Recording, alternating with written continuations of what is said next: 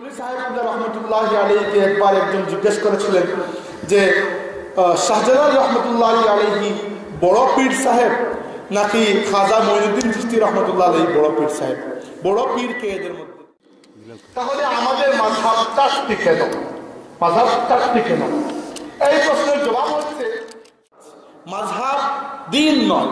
দ্বীন সেটি যদি মুহাম্মদুর রাসূলুল্লাহ সাল্লাল্লাহু আলাইহি ওয়াসাল্লাম আল্লাহর পক্ষ থেকে নিয়ে এসেছেন। দ্বীন একটিই থাকবে, আকীদা, বিশ্বাস, ঈমান ওই একই। আমি আমার ঈমান না ঈমান নয়, তিনি ইমাম। এবার ঈমান আর ইমাম যে পার্থক্য, দ্বীন এবং মাযহাব ওই পার্থক্য আলিমের নিজস্ব ফতোয়া বা নিজস্ব গবেষণা। এবার তাহলে প্রশ্ন আসে যে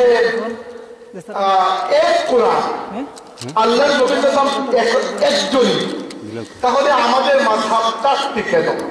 মাযহাব চারটি কেন? এই প্রশ্নের জবাব হচ্ছে সবাই কোরআন এবং হাদিস থেকে মাসাইল গবেষণা করেছেন, কিন্তু মানুষ হিসেবে সবার মন মানসিকতা, বুদ্ধি, বিবেচনা, সবাই যাচাই বাছাই করার ক্ষমতা তো এক সমান হতে পারে না। দুই ভাইয়ের পছন্দ একরকম হয় না। হতে পারে আমি গরুর গোশত বেশি পছন্দ করি, আমার ছোট ভাই মুরগির গোশত বেশি পছন্দ করে, তো এটি কোনো অপরাধ নয়। সবার সোর্স একটি, কিন্তু সেই সোর্সকে বুঝা, যাচাই করা, বিচার করার মন মানসিকতা ভিন্ন হতে পারে। একটি গ্লাসকে দেখেন, এই গ্লাসের অবস্থাটি যদি আমি বর্ণনা করি, আপনাকে যদি জিজ্ঞেস করি এই গ্লাসটিকে একটু বর্ণনা করেন, আপনি বলবেন ভাই এই গ্লাসটি অর্ধেক পানিতে পরিপূর্ণ, অর্ধেক পানিতে পরিপূর্ণ। আবার উনাকে যদি জিজ্ঞেস করি ভাই এই গ্লাসের অবস্থা বর্ণনা করুন, উনি বলবেন এই গ্লাসটি অর্ধেক খালি। দুজনের কথাই কিন্তু ঠিক। এই গ্লাসটি তারা যেহেতু ভুল করতে পারেন, তাহলে আমি কেন তাদেরকে অনুসরণ করব? আমার প্রশ্ন হবে, তাহলে আপনি নতুন নতুন মাসলা মাসাইল যেগুলো পরবর্তীতে উত্থিত হয়েছে এগুলোর জবাব কিভাবে পাবেন? আপনি বলবেন যে আমি নিজে কোরআন সুন্নাহ থেকে গবেষণা করে বের করব। আমি আপনাকে একটি ছোট্ট কথা বলবো, মাসুমানা একটি প্রশ্ন, যে আপনি কি মনে করেন আপনার ভুল হবে না? আপনি তাদেরকে ভুলের কাঠগড়ায় দাঁড় করাচ্ছেন। আপনার কি মনে হয় আপনার কি ভুল হবে না? আপনি কি নিষ্পাপ নাকি? তা আপনারও ভুল হবে। তাহলে যাদের তুলনামূলক কম ভুল হয়েছে তাদেরকে অনুসরণ করাই ভালো।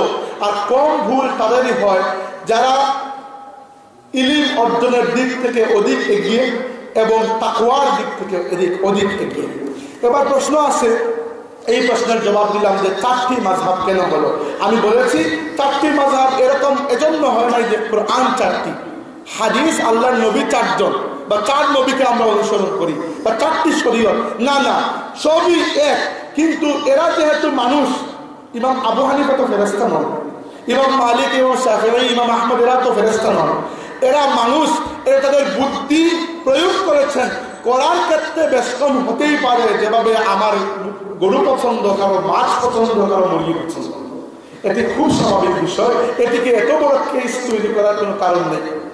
এবার প্রশ্ন আসতে পারে যে এই চারজনের মধ্যে যে কোনো একজনকে আমরা কেন অনুসরণ করব? আমরা নিজেরাই কেন এই দায়িত্ব নিয়ে নেব না যে কোরআন হাদিস গবেষণা করে আমরা নিজেরাই এটি করতে পারবো? প্রশ্ন জবাব হচ্ছে যে খুব ভালো কথা। আজকের যুগ পর্যন্ত এবং কিয়ামত পর্যন্ত এই উম্মতের প্রতি আল্লাহর বড় একটি রহমত হচ্ছে যে এই উম্মতের ব্রেইনকে প্রয়োগ করার সুযোগ আল্লাহ করে দিয়েছেন। ইজতিহাদ করার, গবেষণা করার দরজা কিয়ামত পর্যন্ত খোলা আছে, বুঝতে পেরেছেন? কিন্তু সেই গবেষণা করার যোগ্যতাও আপনাকে অর্জন করতে হবে। যদি আপনি মুজতাহিদ হয়ে থাকেন, আপনার কোরআন হাদিস গবেষণা করে একটি মাসলা ইস্তিমবাত করার যোগ্যতা থাকে, তাহলে অবশ্যই আপনি করবেন, কিয়ামত পর্যন্ত করতে পারবেন। এটি আমি দাবি করেই বলছি। আর যদি আপনি মুজতাহিদ না হয়ে থাকেন, তাহলে আপনি মুকাল্লিদ, কোনো একজনকে আপনাকে ফলো করতে হবে। নইলে আপনি আপনার খাহিশে নফস, প্রবৃত্তির চাহিদার উপর ভিত্তি করে কখনো এটি, কখনো ওটি, কখনো এদিকে, কখনো ওদিকে দিনকে আপনি ছেলে খেলায় পরিণত করবেন। এবার এই চারজনের ব্যাপারে একটু কথা বলতে চাই, যাদের নাম এতক্ষণ ধরে বলছি, যাদের নামে বিভিন্ন মাযহাব। মাযহাব দ্বীন নয়, আবার বলছি মাযহাব দ্বীন নয়। দিন সেটি যদি মুহাম্মদুর রাসূলুল্লাহ সাল্লাল্লাহু আলাইহি ওয়াসাল্লাম আল্লাহর পক্ষ থেকে নিয়ে আসে, যে দিন একটি থাকবে, আকীদা, বিশ্বাস, ঈমান ওই একই। আমি আবু হানিফা রাহমাতুল্লাহি আলাইহি ফিকহি মাযহাবের অনুসরণ করি, তার মানে এই নয় ইমাম আবু হানিফা আমার ঈমান মুহাম্মদুর রাসূলুল্লাহ সাল্লাল্লাহু আলাইহি ওয়াসাল্লাম, আমি তার প্রতি ঈমান এনেছি। আবু হানিফাকে আমি ইমাম বিশ্বাস করি, ঈমান নয়, ইমাম। বুঝতে পেরেছেন? ঈমান মুহাম্মদুর রাসূলুল্লাহ সাল্লাল্লাহু আলাইহি ওয়াসাল্লাম। ইমাম আবু হানিফাকে আমি ইমাম মানি, ঈমান নয়। আমি মনে করি না যে তিনি আমার ঈমান, না ঈমান নয়, তিনি ইমাম। এবার ঈমান আর ইমাম যে পার্থক্য, দিন এবং মাযহাব ওই পার্থক্য। দিন আমার ইসলাম, আল্লাহ রাব্বুল আলামিন সেই ইসলামের গায়ে সন্তুষ্টির মোহর লাগিয়ে দিয়েছেন। আল ইয়াউমা আকমালতু লাকুম দীনাকুম ওয়া আতমামতু আলাইকুম নি'মাতি ওয়া রাদিতু লাকুমুল ইসলাম দীনা। আল্লাহ তার নবীর উপর দিনকে মৌলিকভাবে পরিপূর্ণ করে দিয়েছেন। যুগের আলোকে যে প্রশ্ন আসবে, সেই প্রশ্নের জবাব দেওয়ার জন্য কি কি সোর্স ব্যবহার করবেন সেটিকে আল্লাহ পরিপূর্ণ করে দিয়েছেন। এই সোর্স হচ্ছে আল্লাহর কিতাব এবং আল্লাহর নবীর সুন্নাত। এবার আল্লাহর কিতাব এবং আল্লাহর নবীর সুন্নাত বুঝার ক্ষেত্রে যার যার একটু পার্থক্য হতে পারে। আমার মতে এই হাদিসটি সহিহ, আপনার মতে না, এই হাদিসের বর্ণনাকারীর মধ্যে অমুক রয়েছেন, অমুকের ব্যাপারে আমার সন্দেহ আছে, তিনি হয়তো মিথ্যা বলেছেন। তো একটু পার্থক্য হয়ে গেল না? তো কেউ তো হাদিসকে অস্বীকার করে নাই। হাদিস আলাদা একটি শাস্ত্র, আলাদা একটি সায়েন্স। আমি হাদিসের ছাত্র, এজন্য আমি জানি এগুলো। জানি বলতে আমি মহাপণ্ডিত দাবি করছি না, আমি একজন ছাত্র, এজন্য এই বিষয়গুলো বুঝি যে হাদিস শাস্ত্রটি কিভাবে এসেছে। বেশিরভাগ মাসলা মাসাইল বের হয়েছে হাদিস থেকে। কোরআন শরীফে মূলত আল্লাহ মাসলা মাসাইল নিয়ে কথা বলেন নাই, ঈমান নিয়ে কথা বলেছেন। কোরআন মূলত ঈমানের কিতাব, ঈমান জাগ্রত করার কিতাব। আর আমাদের আমল আমরা মূলত শিখি হাদিস থেকে। এই হাদিসকে বুঝার ক্ষেত্রে উলামা কিরাম একটু পার্থক্য করেছেন। আপনারা জানেন আমাদের আহলে সুন্নতের সবচেয়ে প্রসিদ্ধ দুটি হাদিসের কিতাব সহিহ বুখারী এবং সহিহ মুসলিম। গ্রাম্য ভাষায় বলি আমরা বুখারী শরীফ এবং মুসলিম শরীফ, দুটি সহিহ। দুটিতে যতটুকু হাদিস এসেছে সবগুলো হাদিস সহিহ বলে উম্মত স্বীকার করে নিয়েছে। কিন্তু আপনারা কি জানেন হাদিস কিভাবে সহিহ হয়? সেই মাসলার ক্ষেত্রে ইমাম বুখারী আর ইমাম মুসলিমের পার্থক্য রয়েছে। ইমাম বুখারী হাদিস সহিহ হওয়ার জন্য যে মাপকাঠি নির্ধারণ করেছেন, ইমাম মুসলিমের মাপকাঠি একরকম নয়। তো কি হয়েছে? আপনি না বুখারীকে ফেলে দিয়েছেন, না মুসলিমকে ফেলে দিয়েছেন, দুই কিতাবকেই আপনি সম্মান করছেন। এভাবে চারজন ইমাম, এরা হাদিস আগের বুখারী এবং মুসলিম, এরা হাদিস জমা করার ক্ষেত্রে পার্থক্য হয়েছে। আর ইমাম আবু হানিফা এবং ইমাম শাফিঈ এরা হাদিস থেকে মাসলা মাসাইল গবেষণা করতে পার্থক্য হয়েছে। তো কি এমন মহাভারত যুদ্ধ হয়ে গেছে? আমরা এটিকে নিয়ে এত বড় হাঙ্গামা সৃষ্টি করি। এত বড় হাঙ্গামা সৃষ্টি করার কোনো কারণ নেই। আমাদের ইমামরা মাসুম নয়, এরা সাধারণ মানুষ, এরা উম্মত। কিন্তু এরা যে খিদমত আঞ্জাম দিয়েছেন, এদের জুতার সম পরিমাণ খিদমত আমরা পরবর্তী কেউ আঞ্জাম দিতে পারবে না। বিশেষ করে আমি পরবর্তী বলতে বুঝাচ্ছি আমাদের যুগের মানুষদের মধ্যে। হ্যাঁ, তখনকার যুগে অনেক বড় বড় আলিম ছিলেন, অনেকের বড় বড় খিদমত ছিল। কিন্তু আজ আমরা যে পর্যায়ে এসে পৌঁছেছি, বিশেষ করে ইলম হয়তো অর্জন করা যায়, কিন্তু আমাদের তাকওয়ার লেভেল যে পরিমাণ নেমে গেছে, এই পরিমাণ তাকওয়া নিয়ে আল্লাহর দ্বীনের পক্ষ থেকে কোনো ফয়সালা দেওয়ার যোগ্যতাই আমাদের মধ্যে নেই। শেষ প্রশ্নের জবাব দিচ্ছি যে এই চারজনকে কি মনে করে আমরা বিশ্বাস করব? দেখেন সম্মানিত হাজিরিন, ইলম তো মাপার মতো যোগ্যতা আমরা নেই, কিন্তু যা কিছু আমরা এদের জীবনের মধ্যে দেখেছি, এই ব্যক্তিদের তাকওয়ার ব্যাপারে আমাদের সন্দেহ তেমন নাই। কারণ এরা আসলেই মুত্তাকি ছিলেন। এই চারজন মানুষ, চারজনের জীবন থেকে সামান্য একটু কথা বলে বিদায় দেব। ইমাম আবু হানিফা, প্রথমে বড় থেকে আসি। বড় বলতে আমি এখানে শুধুমাত্র বয়সের দিক থেকেই বলছি, অন্যান্য দিক থেকে এই ঝগড়ার মধ্যে আমি যাচ্ছি না কে কার চেয়ে বড়। ফুলতুলি সাহেব রহমতুল্লাহি আলাইহিকে একবার একজন জিজ্ঞেস করেছিলেন যে শাহজালাল রহমতুল্লাহি আলাইহি বড় পীর সাহেব নাকি খাজা মঈনুদ্দিন চিশতি রহমতুল্লাহ আলাইহি বড় পীর সাহেব? বড় পীর কে এদের মধ্যে? সাহেব রহমতুল্লাহ আলাইহি বললেন, আচ্ছা বলো তো, ওই দেখা যাচ্ছে দুটি পাহাড়, আমাদের ফুলতলি থেকে আটগ্রামের পাহাড় দেখা যায়, আর ওই পাশে ভারতের একটি পাহাড়, বলো তো কোন পাহাড়ের ওজন বেশি? ব্যক্তি বলতে পারে না। সাহেব রহমতুল্লাহ বললেন এভাবে আল্লাহর ওলিদের মধ্যে তুলনা করা যায় না। এবার আমার মতো অধম ব্যক্তি, তুচ্ছ একজন ছাত্র, ইমাম আবু হানিফা আর ইমাম শাফিঈর মধ্যে ইলম কার বেশি ছিল আমি কি জানি?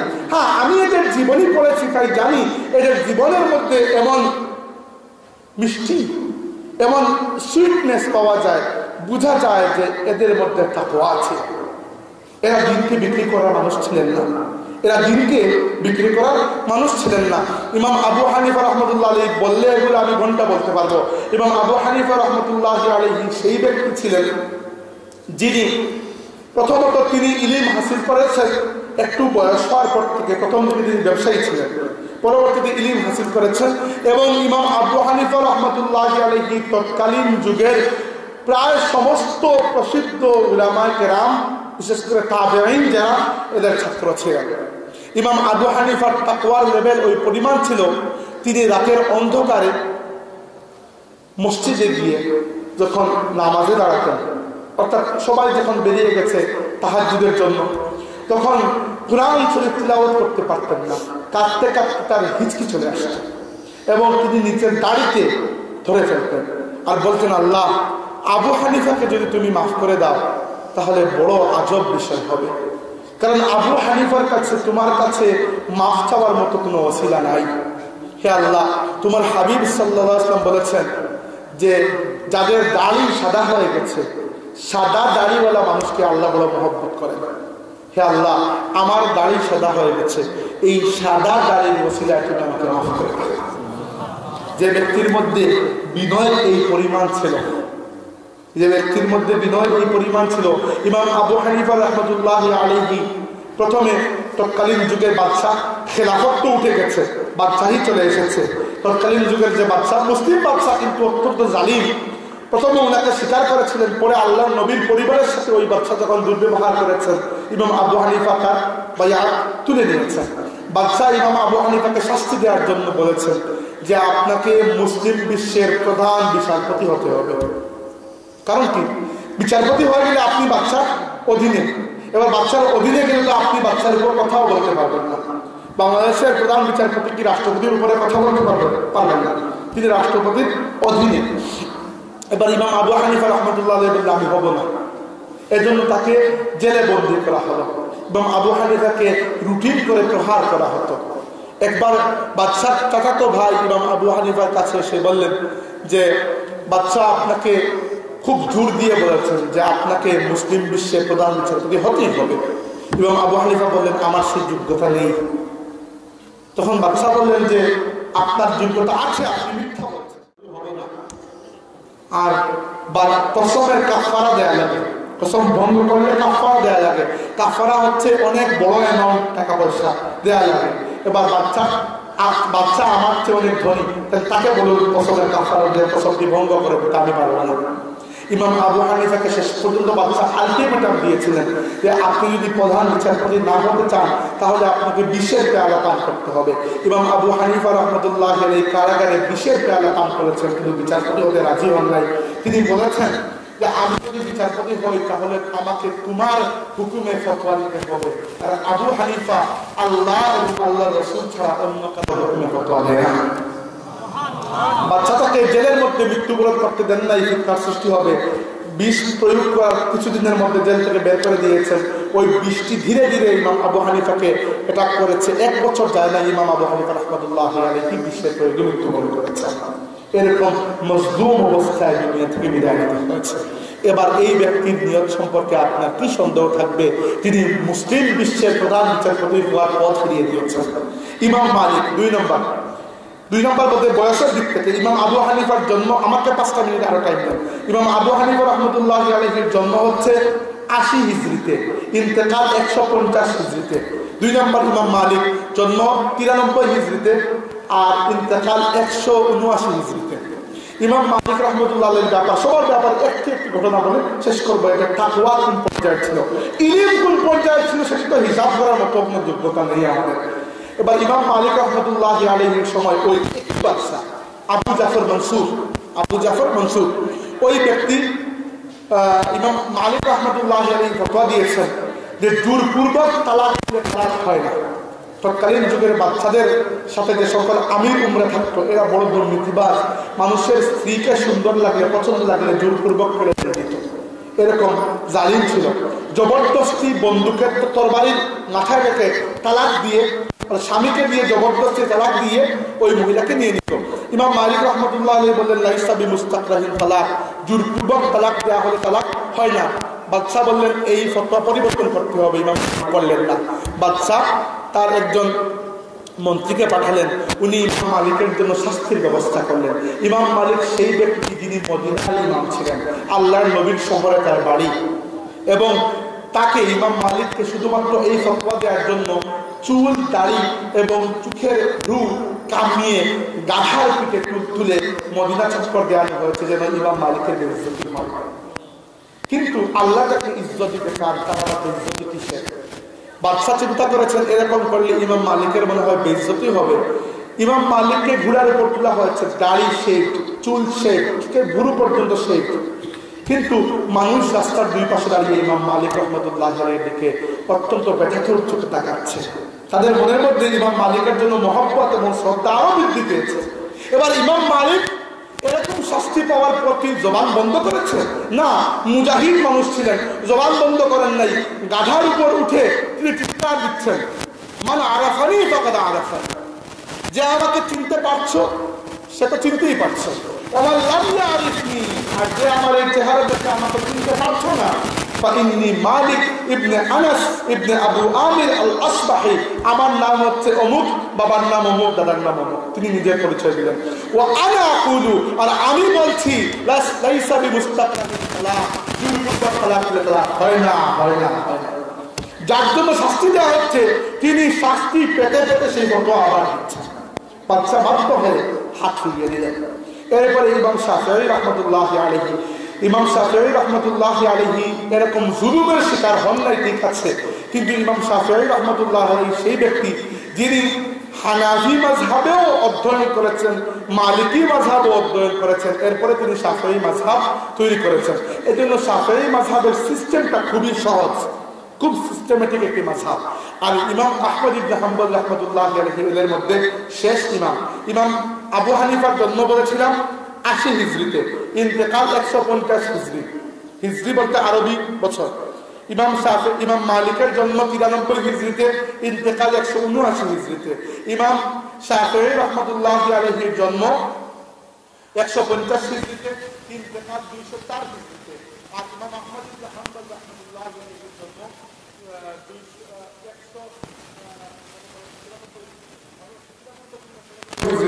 ইন্তেকাল 241 হিজরিতে। তো ইমাম আহমদ ইবনে হাম্বল রাহমাতুল্লাহি আলাইহি যখন দুনিয়াতে আছেন তখন দুনিয়াতে একটি চরম ফিতনা চলছে। আহলে সুন্নাত ওয়াল জামাতের বিরুদ্ধে যুক্তিবাদী একটি সম্প্রদায় দাঁড় হয়েছে। এরা কুরআন শরীফকে আল্লাহর কিতাব মানতে নারাজ, আল্লাহর কালাম মানতে নারাজ। তারা কুরআন শরীফকে আল্লাহর অন্যান্য সৃষ্টির মতো একটি সৃষ্টি মনে করছে। ইমাম আহমদ রাহমাতুল্লাহি আলাইহি একা রুখে দাঁড়িয়েছেন, যদিও বাদশাহ ওই ফিতনাবাজদের সাথে মিলে ওই ফিতনাকে আকীদার পর্যায়ে নিয়ে এসেছেন। আর কারো সাহস হয় না এই বাদশার বিরুদ্ধে দাঁড় হওয়ার। একমাত্র ইমাম আহমদ রাহমাতুল্লাহি আলাইহি দাঁড় হয়েছেন এবং 2 মেয়াদে প্রায় 9 বছর তিনি জেলের মধ্যে থেকেছেন। প্রত্যেক দিন তাকে অন্তত 80টি চাবুকের আঘাত করা হতো, শুধুমাত্র এই কথা থেকে ফিরে আসার জন্য যে কোরআন আল্লাহ কালাম। তবুও ইমাম আহমদ রাহমাতুল্লাহি আলাইহি আল্লাহর কিতাবের ইজ্জতে তার কথাকে ফিরিয়ে আনেন নাই। শেষ পর্যন্ত ওই বাদশা মারা গেছে, তার পুত্র শেষও মারা গেছে, ওর পুত্র শেষও মারা গেছে, ওর পুত্র এসেছে। ওই ব্যক্তি ইমাম আহমদ রাহমাতুল্লাহি আলাইহির দাওয়াতে আবার আহলে সুন্নতে ফিরে এসেছে। আবার পরিস্থিতি পরিবর্তন হয়েছে, কিন্তু পরিস্থিতি যখন খারাপ ছিল আল্লাহর কিতাবের ইজ্জতের জন্য একজন মানুষ তখন মাথা তুলে দাঁড়িয়েছিলেন এবং নির্যাতন সহ্য করে ইসলামের পতাকাকে তুলে রেখেছেন, তিনি হচ্ছেন ইমাম আহমদ রাহমাতুল্লাহি আলাইহি। এবার আমাদের ইমামদের মধ্যে 4 জনের মধ্যে 3 জন, শুধুমাত্র ইমাম শাফিঈ ছাড়া বাকি 3 জনই জুলুম নির্যাতনের শিকার হয়েছে। যে ব্যক্তি আল্লাহর দ্বীনের জন্য জুলুমের শিকার হয়েছে তবুও ইসলামকে শক্ত হাতে ধরে রেখেছে, সেই ব্যক্তির নিয়ম সম্পর্কে কি আপনার সন্দেহ হতে পারে? আবু জাহেলের কুফরির উপর কি আপনার সন্দেহ হয়? আবু জাহেল কুফরির জন্য নিজের মাথা কাটিয়েছে। আবু জাহেল কুফরির জন্য এসে বদরের যুদ্ধে মৃত্যুবরণ করেছে। আমি কখনো আবু জাহেলকে মুনাফিক বলবো না। সে আবু জাহেল সত্যি একজন খাঁটি কাফির, মুনাফিক নয়। তার মধ্যে দুই মুখবনা নেই, সে কাফির, কট্টর কাফির। আমি বলছি কি জন্য, একটু নেগেটিভ উদাহরণ দিচ্ছি। অর্থাৎ আবু জাহেল বিশ্বাস করত যে ওই সকল দেবদেবী সত্য, তার বিশ্বাসের মধ্যে কোনো তার বিশ্বাসকে আপনি কুফরি বলছেন, কিন্তু সে মুনাফিক ছিল না। সে সকালে একটি বিকালে একটি বলে নাই, সে ঠিক মতো কাফির ছিল। এটি বললাম এর জন্য যে কারো মধ্যে কোনো বিশ্বাস যদি পাকাপুক্ত হয়ে যায় আর এই বিশ্বাসের বদৌলতে সে যদি জুলুম নির্যাতনের শিকার হয়, এরপরেও যদি ওই বিশ্বাসকে সে টিকিয়ে রাখে, তাহলে তার নিয়ত সম্পর্কে আর সন্দেহ করা যায় না। আমাদের 4 ইমাম, এর মধ্যে 3 জনই জুলুম নির্যাতনের শিকার হয়েছেন, কিন্তু আল্লাহর দ্বীন এবং আহলে সুন্নাত ওয়াল জামাতের আকীদাকে ছেড়ে দেন নাই। এজন্য এদের মর্যাদা বেশি, এদের তাকওয়ার উপর সন্দেহ নেই। এরা সাহাবী, তাবেঈন, এদের ছাত্র এবং এদের মহান খেদমত কিয়ামত পর্যন্ত জারি থাকবে ইনশাআল্লাহ। আরেকটি প্রশ্ন বাকি রয়ে গেল, শুধু জবাব এখন দিতে পারছি না, সময় যেহেতু আর নেই। তাই সম্মানিত উপস্থিতি, এটি বলছিলাম মাযহাব হচ্ছে একটি প্রয়োজনীয়তা।